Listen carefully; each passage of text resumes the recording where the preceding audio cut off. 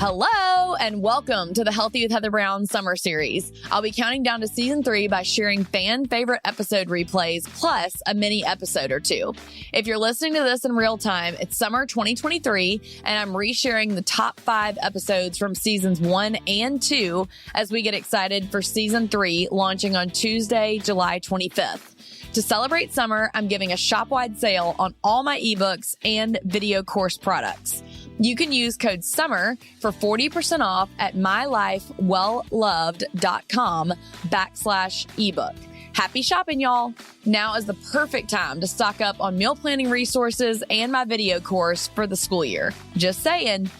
Now, if you're feeling the need for community this summer, come join us for the Health Challenge of the Month, where I'll be giving exclusive live coaching, workout videos, and my one-of-a-kind method for Sunday resets. I'll link it in the show notes below. Hi, girl gang. I am so excited to share with you today a little bit about a day in my life. I know that sounds so random, but it's one of the things that I have found that whenever I ask on Instagram stories what you guys want to see from me, that is always one of the most popular requests is just what does a day in your life look like? And so if you're listening to this in real time in summer of 2023, I just want to let you know that we are doing a summer series. So they're shorter, smaller episodes that's just me typically talking, or we're sharing some of our most popular episodes from season 1 and 2 before we launch season 3 as we all get ready for back to school coming up. So I thought it would be fun to just share a little bit about what my typical Tuesday looks like during the school year, because as moms, we all flippin' know that the summer is like manic panic. Every week is different. And so your brain is constantly like, what's going on? What's happening tomorrow? Like, which camp are we at? And where are the kids going? And where are we traveling? So it is just a lot that I actually covered in a prior episode, how I prep for the summer. So I can definitely link back to that episode. But I think that it is so important for you guys to know also that in celebration of summer and just how things can quickly get off the rails, I have discovered that one of the very cornerstones and building blocks or launching pad, whatever you want to say, for me to be sane day in and day out, week in and week out, is my meal plan. And I know that that sounds so simple, and that's because it is. So it's like, I just don't want you to overcomplicate it. It helps me save time. It helps me save money. It helps me know what's going on. It helps me know what we're all eating for lunch the next day if we have leftovers. And not only that, but it really is the launching pad of getting to kickstart my conversations with Eric about what's happening for the week, talking with my kids about what's happening for the week, making sure everybody knows what they need. And then it also helps me then from those conversations plan out how to be mentally, physically, and spiritually healthy, so that I'm making sure that I'm accounting in my schedule for all those things coming up, whether it be Bible study that I need to get in, or when am I getting to the gym if I get, thrown off in my schedule one day. So all that to say, in honor of summer, I'm actually discounting all my products, including my meal planning ebook that's more centered around being, full kid friendly, and the things that we learned from our dietitian and lunchbox packing, and helping you with our Pick 4 method that we use in our family, and with free printables to help your kids with like love notes for their lunch boxes, and just lots of fun freebies for your kids to make lunch and breakfast more fun. There's coloring sheets, there's activities for your kids to do to really involve them in that whole process. And then you guys know that I also have my course that I did. If you are a small business owner, blogger, or any kind of business that is running on social media and needs to build a team, I'm offering 40% off of all my products this summer. So make sure you take advantage of that before season 3 kicks off. If you go to mylifewellloved.com/ebook or hit the link down in the show notes, you can pop over there and use the discount code SUMMER to get 40% off. And you guys, I don't offer this deep of a discount almost ever. This is really a huge savings, especially on that video course where me and my COO, so Chief Operating Officer, Alyssa, sit down and chat through all the ways that we have grown my business, and by hiring on a team, I actually, and within a year, upped my revenue by 45%.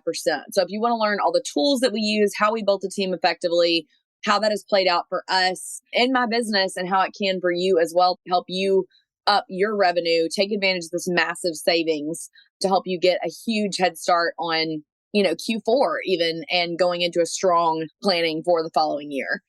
Okay, so I kind of wrote down an outline. So if you watching this on a video at some point, then you will see that I looked down at my notes some. So that's what they are. It's just a rough sketch so that I could remember all the things that go into a day in mom life. So typically it starts out with me setting my alarm for such a random and specific time. So y'all are gonna be like, this is so odd. But I set my alarm for 6:59 because I know that me and my boys have to be out of our house between 7:20 and 7:25 to get to school on time. And for me, I've just found that I keep cereal or muffins or something like ready to go in the car. And so I just already know what they're having for breakfast. They grab it. So you know how it is. Like you wake up, you go wake your kids up, and I'm like, okay, don't forget to look at your chore chart. And I just want a short amount of time so that we can all just quickly do our thing, get through our chores, get dressed, all the things, our backpacks, et cetera, et cetera, et cetera, and get to the car with hopefully the minimal amount of fussing and screaming and fighting possible.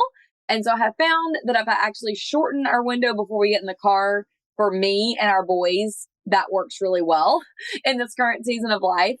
And I am very thankful for that. So the school mornings are crazy. And any mom or dad will tell you that it is never just like smooth sailing. There's always something. There's like, oh, you forgot this homework, or oh my gosh, did we grab your reading book? Or, I didn't pack a snack, or I didn't lay out my clothes the night before. Whatever it is, there's just something that kids are fighting. I don't know. Something inevitably every morning is going to go wrong, and that's okay. So I just try to like mentally remind myself of that as I'm like really feeling my blood pressure rise sometimes in the morning.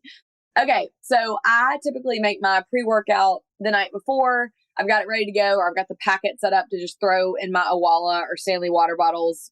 And I can link my favorite water bottles down below. I have like a water bottle snob and my pre-workouts as well. But then I'm looking forward to that pre-workout every morning on the drive to school. And on the drive to school, we're typically listening to either the Leighton playlist that we have curated on my Spotify, or we're listening to Christian worship music, I would say probably 3 to 4 days a week, because I know that that's an easy way that I can get Christian music and principles and values that we believe in, starting my day off on the right foot, putting our focuses on the right things. And then we also do daily affirmations, as well as we have a Bible verse that we learn each week. And so we'll say that Bible verse on the way to school each morning with the boys, drop off Leighton typically first. His school starts at 8, and then haul Booty from his school to Burn. And once I get to Burn Boot Camp, which I can link prior episodes where I talk all about Burn Boot Camp, then, me and Finn probably have about 10 to 15 minutes in the car. So at that point, I'm opening up my phone. I think I've told y'all this before, but first thing in the morning, my alarm goes off. I do try to immediately reach over and open my blinds so that I get morning sunlight on my face. And I put on my Apple Watch so that I'm like ready for my workout going forward. And I try to think of 3 things that I'm grateful for right away. I should have said that earlier. And that just helps set my mindset and my intention for the day. And the car worship music really is backing it up. Now, I'm not eating breakfast typically. I'm not a breakfast person. That's just never been my thing. And I also do intermittent fasting a few days a week. So you can definitely deep dive in a different episode for that as well. But then we get to Burn. I pull out my phone. Me and Finn typically are like, him hawing around in the car. I'm opening up my Instagram stories. I'm talking to you guys on my Instagram account, which will also be linked down in the show notes if you're not following me already. And then I'm seeing like, did any major fires happen overnight on My Life Well Loved or in my DMs, or do I have Voxers? I'm kind of catching up on maybe text messages or Marco Polos from my girlfriends, all the things in about those 15 or 20 minutes before Burn starts. And then sometimes I'll take Finn in and I'll just like walk up and down around the building to try to start getting some steps in or what have you, front to back of the gym.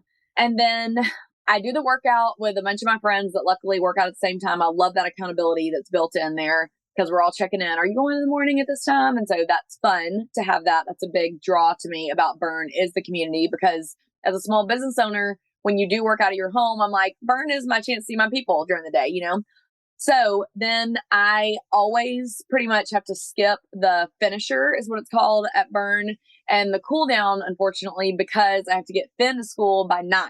So the class starts at 8:30. It technically ends at 9:15, but Finn's carpool runs till 9:15. So I might leave at like 9:10 and haul Booty over to his preschool.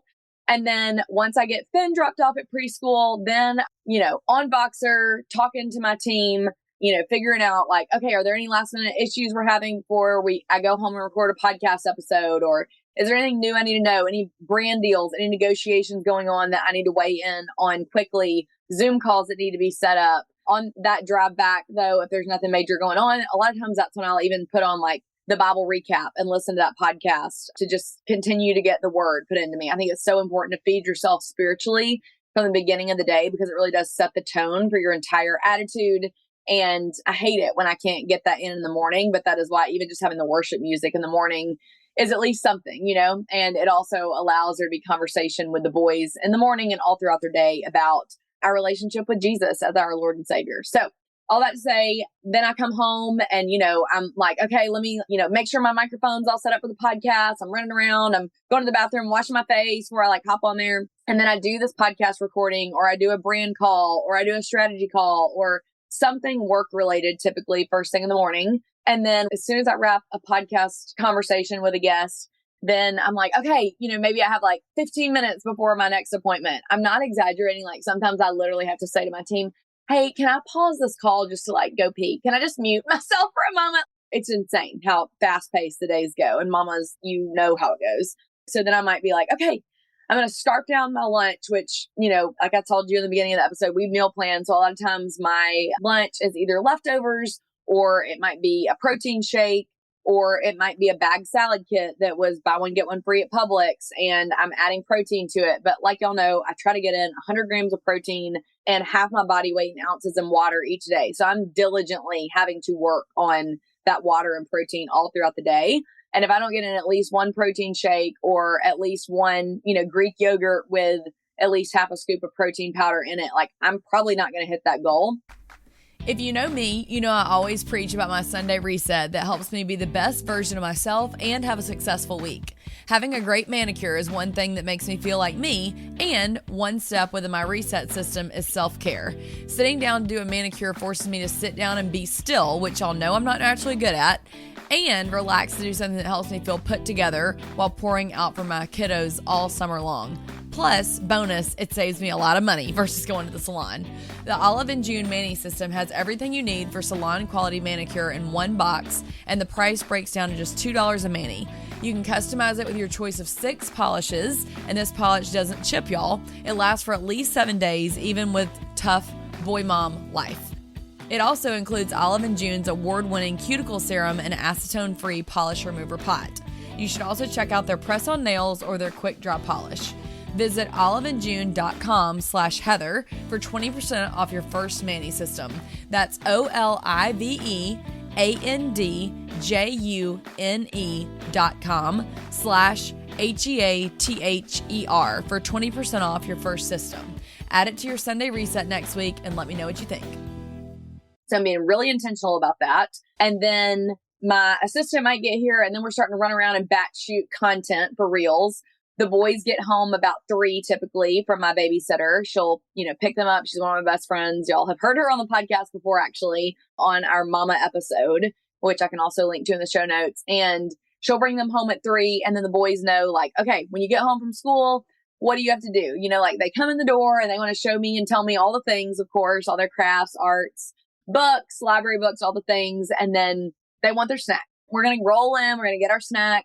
Everybody takes their shoes off, washes their hands, or just put away their backpack where they can have their lunch. Layton actually goes ahead and packs his lunch for him and Finn for the next day, gets out his snack. He has to pull out his clothes for the next day. So that's kind of like the rhythm and the routine we have when they get home. Some days the boys might need to shoot with me, so they would shoot with me for a little bit, or some days they may not. And if it's a beautiful day outside and I don't think Layton's too tired or, hasn't had too much going on, then I might say, okay, it's a beautiful day. Go play outside for a little bit. And then Finn will go have quiet time, which sometimes he naps. It's getting rarer and rarer these days because Finn is more rare. I don't think rarer is a word. More rare. And Finn is 4 and Layton is 7. And so then typically by about 4:45 or 5, I'll tell Layton, you need to come inside and have a little quiet time. Now, his quiet time, it's not that I think he's going to rest. Typically, he may fall asleep once in a blue moon, but typically Layton will come inside and he'll either read or he'll color or he'll do one of his beginner Bible activity books that I've shared with you guys before. he'll do something that's either educational or building with Legos or blocks, just something where mommy is working.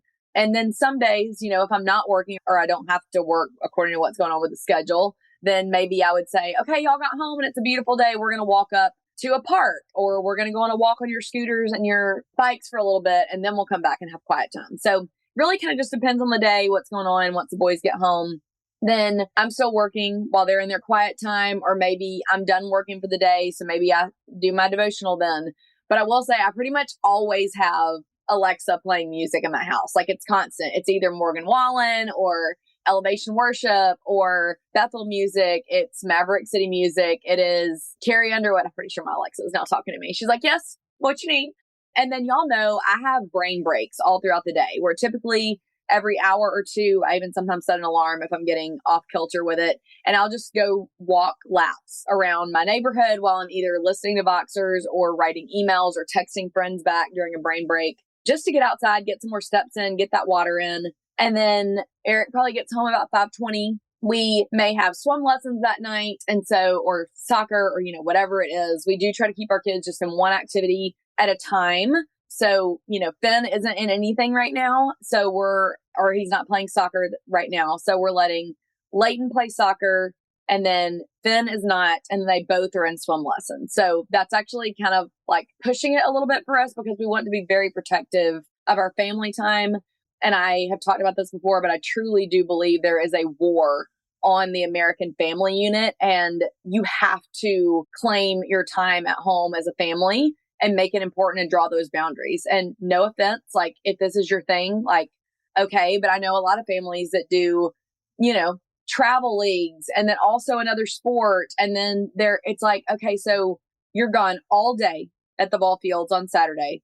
You're doing 2 and 3 games a week and a practice. So when do you actually spend time as a family where you're all sitting at the dinner table together or talking or all these things? And I think that is a huge deal, especially for believers. How can you pour into your kids and have good conversations that are quality if you're like, they're not getting into school and they're, go to church once maybe on Sunday, and then you don't have time to have quality conversation with them because they're out on the field and you're in the stands. And so I have felt very convicted about that recently. I know that probably steps on some toes. I would just encourage you to pray about it, talk about it with your spouse, see if you feel convicted about that, and if you do or don't, and just talk about it, But that is a strong conviction we have. I'm not saying every conviction I have, y'all should have. Please hear me say that. I think you know my heart in that, but it is something that I am watching literally, I feel like, erode a lot of families' times away. And let's be honest, are all these people that are out of their house 5 days a week, are all their kids going to be Olympians or professional athletes?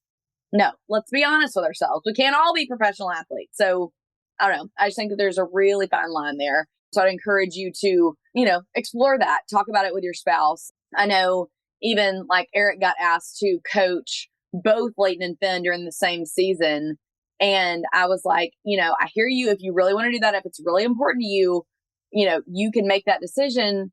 But I would highly encourage you that I know you also said this person's going out on maternity leave and you're about to be doing a lot more hours at the hospital. Like, is that really feasible in this life phase? So being willing to ask those conversations. And ultimately, we came up with the answer that, like, yes, he would like to do that. But is that his best yes right now? No, it's not the best yes for our family. So sometimes it means saying no to good things. It's not the best thing for your family at that time. Okay, wow, random soapbox, getting back on track. So then we do dinner together as a family. And then I'm typically, if we're being honest, being like, oh my gosh, what do I have left in my macros that I need to get if I didn't plan them out the day before, which I know some of you are so great at. I am not great at planning out my macros the day before. I wish that I was. I'm like, room for growth, Heather, room for growth.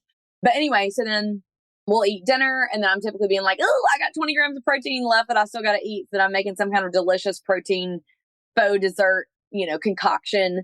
And then we put the boys to bed around 8:00. And then that typically ends with Jesus singing Jesus Loves Me and the doxology. Eric and I take turns. Like, I'll do Leighton one night and Eric does Finn, and then we switch the next night. And then, of course, bedtime never goes smoothly. There's always 45,000 requests that all of a sudden come to their brains right at 8:00. Never fails. And then at the end of the day, Eric and I might sit down and watch something like The Chosen or Yellowstone or sometimes we sit down and have to record a podcast because we're like, oh my gosh, we're going to run out of time this week and we need to get to do it on the day that we plan to. So lots of variations. Eric does, I think y'all know, he's a cardiovascular nurse practitioner. So he does have to work on call some nights and he does have to work some weekends, but he typically works 4-10. So a lot of times after he's worked a 10-hour shift and been to the gym before that at, 5 a.m., he is exhausted. So a lot of times he'll end up falling asleep on the couch. And then I typically go to bed, I would say around 11 or midnight, typically, which I know is late, but trust me, I make up for my sleep. I'm not afraid to nap on the weekends. Eric lets me sleep in on the one day a week that he is off, which is amazing. And then, like I said, trust me, Eric's like, sometimes you're a little too protective of your sleep. And I really am. I get hangry and I get whatever that version of like sleepy angry. So you do not want to mess with Heather's sleep. I have learned that is a very valuable part of my health. That is for sure. So the only other thing that I would say that I do is I've talked with y'all about my Sunday resets. And what I love about a good Sunday reset is, and if you don't know what I'm talking about, I can, again, link back to resources where I've talked about it in the past. But the Sunday reset happens every night for me as well. It's like the Sunday reset for me is a once a week, look at the week ahead, plan for it, do the best you can, meal plan, figure out who's going where, when, what, why in your family, getting the babysitter, lining up your date nights, all those things just at night before I go to bed. I pull up my calendar one more time and just make sure, am I forgetting about any appointments that I have tomorrow? Do I need to set my alarm at a different time? Do I need to pull out a change of clothes because I'm not going to have time to come home and shower before my next appointment after the gym? Do I need to pack anything specific for Finn's, green apple day at school or whatever it is? So it's just that one last little like check in. And then I typically, brush my teeth, do my skincare routine, and I hit the hay. So that's kind of like my typical day. It is fast and furious, and I am an energizer bunny. Like, I cannot help it. That is one thing about me that it's like the best and the worst about me. Like, I love to go. And so I've mentioned this before that typically part of my Sunday reset is I think like, what do I need to do for me from a like mental health, emotional health standpoint, and even physical health, because my muscles are sore from working out so hard all week, is I do typically do a bath on Sundays because it forces me to sit still, to quiet my mind, quiet my heart. I'll a lot of times listen to a podcast that has to do with some kind of sermon or something that's going to help me grow in my business, or maybe I just listen to worship music. Sometimes I journal. I always do some kind of bath salts to help my sore muscles. And I light a candle and just make myself sit my booty still and enjoy it. So anyway, that is a typical day in the life of Heather Brown. I would love to hear what your typical day looks like. So why don't you comment down below and let me know in the reviews. Please hit the follow button. Please leave us a review. Please get ready for season 3 to launch. I cannot wait for it to be back. I just love chatting with you guys and then hearing your opinions on conversations in my Instagram DMs after the fact. So looking forward to hearing what you thought about this, how different my days look from yours and how similar they look. So leave that for me in a review if you don't mind. It really helps me out and it helps the podcast grow, which is just huge. So love you guys. Mwah. Signing off. Let me know what you learned from this and maybe what you think I could even do better. I always love a little constructive criticism. And you know what I'm talking about? Like the good sandwich. Like you give a compliment, you give a little constructive criticism, and then you compliment the sandwich the back end. It's a very powerful tool. We learned about it in 80 Pie, I think. Okay. Love y'all. Bye. Hey, if you're loving the show, click that follow button on your podcast app. This will ensure you won't miss a single episode. I'll see you next time.